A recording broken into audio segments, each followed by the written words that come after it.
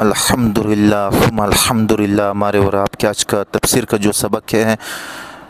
حجیت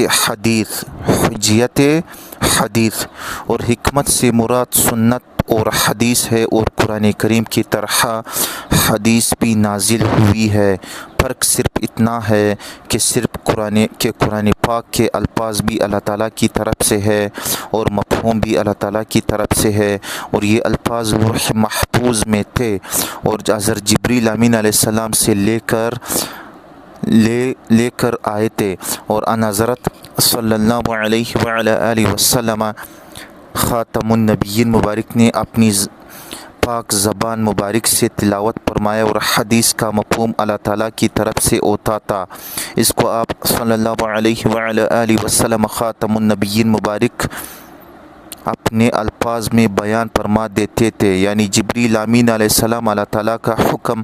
پہنچا دیتے تھے، اور حضرت صلی اللہ علیہ وآلہ وسلم خاتم النبیین مبارک اپنی زبان میں بیان کر دیتے تھے، یعنی اپنے الفاظ میں تفسیر فرما دیتے تھے۔ تو سنت اور حدیث بھی ہمارے دین کا حصہ ہے، اور یقین جانو کہ اگر ہم حدیث کو نہیں مانتے تو ہمیں قرآن بھی سمجھ نہیں آ سکتا۔ چنانچہ کئی مرتبہ عرض کر چکا ہوں کہ قرآن پاک میں اقیم الصلاۃ کا لفظ آتا ہے کہ نماز قائم کرو، مگر قرآن پاک میں نہ تو نماز کا طریقہ بیان کیا گیا ہے کہ کس طرح قائم کرنی ہے، اور نہ رکعت کا ذکر ہے کہ صبح کی نماز میں کتنی رکعت ہے، ظہر کی کتنی ہے، عصر کی کتنی ہے، مغرب کی کتنی ہے، عشاء کی کتنی ہے۔ یہ تمام چیزیں حدیث پاک میں ہیں، لہٰذا اگر ہم حدیث کو نہیں مانتے تو اقیم الصلاۃ کے حکم پر عمل نہیں کر سکتے۔ اسی طرح وآتوا الزکوٰۃ کا حکم قرآن پاک میں ہے کہ زکوٰۃ ادا کرو، مگر سونے کی زکوٰۃ کا کیا نصاب ہے، چاندنی کا کیا نصاب ہے، اونٹوں کا کیا نصاب ہے، گائیں بھینس کتنی ہو تو ان پر زکوٰۃ واجب ہے، اور بکریوں کا کیا نصاب ہے، اور یہ کہ سال گزرنے کے بعد زکوٰۃ واجب ہوتی ہے۔ ان میں سے کسی شے کا ذکر قرآن پاک میں نہیں ہے، یہ سب چیزیں حدیث پاک میں ہے۔ اسلام کی بنیادی ارکان میں سے ایک رکن حج ہے، قرآن پاک میں صرف اتنا آتا ہے وَلْيَطَوَّفُوا بِالْبَيْتِ الْعَتِيقِ، اور حاجیوں کو چاہیے کہ اللہ تعالیٰ کے پرانے گھر کا طواف کرے، مگر یہ تفصیل کہ کتنے چکر لگائیں اور کہاں سے شروع کرے اور کہاں ختم کرے، یہ حدیث پاک میں ہے۔ اس لیے جس طرح قرآن پاک ہمارا دین ہے، حدیث بھی ہمارا دین ہے۔ منکرین حدیث نے محض اپنی خواہش کے مطابق قرآن کریم کو سمجھنے کی کوشش کی ہے، اور حدیث شریف کا انہوں نے بالکل انکار کر دیا ہے، اور کہتے ہیں کہ ہم نے حدیث کا انکار اختلاف سے بچنے کے لیے کیا ہے، کیونکہ حدیث ماننے سے اختلاف پیدا ہوتا ہے۔ کوئی کہتا ہے رفع یدین کرو، کوئی کہتا ہے نہ کرو، کوئی کہتا ہے آمین بلند آواز سے کہو، اور کوئی کہتا ہے آہستہ کہو، کوئی کہتا ہے امام کے پیچھے سورہ فاتحہ پڑھو، کوئی کہتا ہے نہ پڑھو۔ سارے اختلاف حدیث کے ماننے کی وجہ سے ہیں، لہٰذا ہم کہتے ہیں کہ حدیث نہ مانو۔ بے شک یہ اختلافات موجود ہیں، مگر فروعات میں ہے، اصول میں تو کوئی اختلاف نہیں ہے۔ مثلا اس میں اختلاف ہے کہ رکوع جاتے وقت اور رکوع سے سر اٹھاتے وقت رفع یدین کرنا ہے یا نہیں، تو ایک طبقہ کہتا ہے کرنا مستحب ہے، اور دوسرا طبقہ کہتا ہے کہ نہ کرنا مستحب ہے، اور مستحب کا معنی ہے کہ کرو گے تو ثواب ملے گا، نہ کرو گے تو گناہ کوئی نہیں ہے۔ لیکن ان میں سے کوئی طبقہ اصل کا تو منکر نہیں ہے کہ نمازیں 5 نہیں ہے، یا تعداد رکعات میں تو کوئی اختلاف نہیں ہے کہ فجر کے کتنے فرض ہیں، اور ظہر کے کتنے فرض ہیں، یا عصر کے کتنے فرض ہیں، یا مغرب کے کتنے فرض ہیں، اور عشاء کے کتنے فرض ہیں۔ اس میں تو کوئی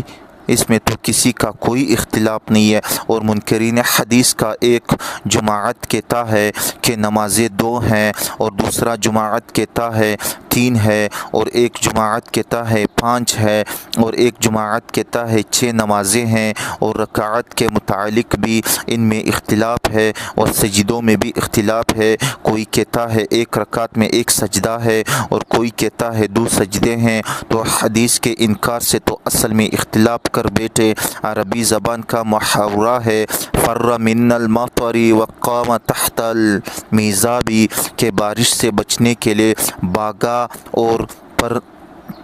پر نالے کے نیچے کھڑا ہو گیا۔ بھائیوں، تم تو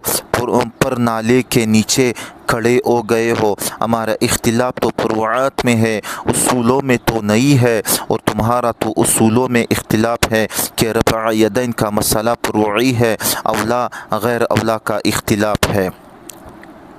البتہ بعض کم سمجھ لوگ اس پر زور لگاتے ہیں کہ جس نے رفع یدین نہیں کیا اس کی نماز نہیں ہوتی، اور لوگوں کو وہم اور شک میں ڈالتے ہیں کہ تمہاری نمازیں نہیں ہوتے۔ یہ دین میں غلو ہے۔ سعودیہ میں تو کوئی جھگڑا نہیں ہوتا کہ وہاں کرنے والے بھی ہے اور رفع یدین نہ کرنے والے بھی ہے، اس لیے کہ سارے سمجھتے ہیں کہ اختلافی مسئلہ ہے، مگر اصل میں کوئی اختلاف نہیں ہے۔ لہٰذا ساتھیوں، یاد رکھنا کہ حدیث بھی دین کی بنیاد ہے، اور حدیث کے بغیر قرآن کریم نہیں سمجھ سکتا، اور جس طرح قرآن کریم سمجھنے کے لیے حدیث درکار ہے، اسی طرح قرآن اور حدیث کو سمجھنے والے بھی درکار ہیں۔ صحابہ کرام رضوان اللہ عنہم اجمعین مبارک، تابعین کرام، تبع تابعین، ائمہ مجتہدین، فقہاء کرام اور محدثین اور بزرگان دین رحمت اللہ علیہم، ان حضرات کے بغیر ہم کچھ بھی نہیں سمجھ سکتے۔ ان لوگوں کی خدمات ہے کہ ان خدمات بہت زیادہ ہے کہ انہوں نے قرآن اور سنت کو ہم تک پہنچایا ہے، یہ ان کی بڑی خدمت ہے۔ آج اگر ہماری کوئی چیز راستے میں گر پڑے، مثلاً بٹوا گر جائے اور کوئی شخص وہ ہم تک پہنچا دے، تو ہم اس کا کتنا شکریہ ادا کرتے ہیں اور کہتے ہیں تیری مہربانی، جزاک اللہ خیرہ، اللہ تعالیٰ تجھے جزائے خیر عطا فرمائے کہ تو نے میری چیز مجھے پہنچا دی۔ اور ان لوگوں نے تو دین کے سارے مسئلے اصل شکل میں ہم تک پہنچائے ہیں، اور ان کی محنت اور کوشش ہے کہ دین اصل شکل میں موجود ہے اور موجود رہے گا، تو ان کے بغیر بھی دین سمجھ نہیں آ سکتا۔ آگے اللہ تعالیٰ فرماتے ہیں وَعَلَّمَكَ مَا لَمْ تَكُنْ تَعْلَمُ، اور تعلیم دی اللہ تعالیٰ نے آپ کو ان چیزوں کی جو آپ پہلے جانتے تھے۔ یہ اللہ تعالیٰ نے آپ صلی اللہ علیہ وآلہ وسلم خاتم النبیین مبارک پر فضل فرمایا۔ وَكَانَ فَضْلُ اللَّهِ عَلَيْكَ عَظِيمًا، اور ہے اللہ تعالیٰ کا فضل آپ پر بہت بڑا کہ آپ صلی اللہ علیہ وآلہ وسلم خاتم النبیین مبارک کو تمام مخلوقات میں برگزیدہ بنایا، اور آپ صلی اللہ علیہ وآلہ وسلم خاتم النبیین مبارک کو خاتم النبیین بنایا، اور قیامت والے دن تمام انبیاء کرام علیہم السلام آپ کے جھنڈے کے نیچے ہوں گے۔ خیرات کی فضیلت بیان کر رہا ہوں۔ پہلے بیان ہو چکا کہ سارے منافقین بدبخت نے مل کر پروگرام بنایا کہ چور بشیر کو سچا ثابت کرو، اور اس کے لیے انہوں نے مشورہ کیا۔ اللہ تعالیٰ فرماتے ہیں لا خیر فی کثیر من نجواہم، نہیں کوئی بہتر بہت سی ان کی سرگوشیوں میں، یعنی ان کے بہت سے پوشیدہ مشوروں میں کچھ بہتری نہیں، ہاں الا من امر بصدقۃ او معروف، مگر وہ شخص جو حکم کرے خیرات کا یا کسی بلائی کا۔ مثلا کسی آدمی سے کسی نے سوال کیا اور یہ خود دے نہیں سکتا، کسی مالدار کے کان میں کہتا ہے کہ بھائی یہ شخص واقعی محتاج ہے اور مستحق ہے اور مجھے توفیق نہیں، تو اس کی مدد کرو، تو اس طرح خیرات کے متعلق کہنے میں کوئی حرج نہیں۔ اور معروف یہ ہے کہ آہستہ سے کسی کے کان میں نیکی کی بات ڈالنا کہ بھائی جان یہ کام اس طرح کرو، اس میں بلائی ہے، کیونکہ بعض لوگ ایسے ہوتے ہیں کہ ان کو آہستہ بات کہو تو سمجھ جاتے ہیں، اور اگر لوگوں کے سامنے کہو تو نہیں مانتے۔ او اصلاح بین الناس، اللہ تعالیٰ فرماتے ہیں یا لوگوں کے درمیان اصلاح کرنے کا مشورہ دے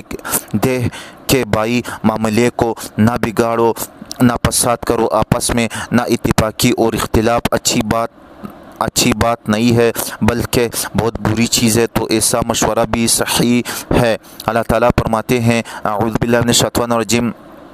وَمَن يَفْعَلْ ذَلِكَ ابْتِغَاءَ مَرْضَاتِ اللَّهِ، اور جو شخص یہ کام کرے اللہ تعالیٰ کی رضا چاہتے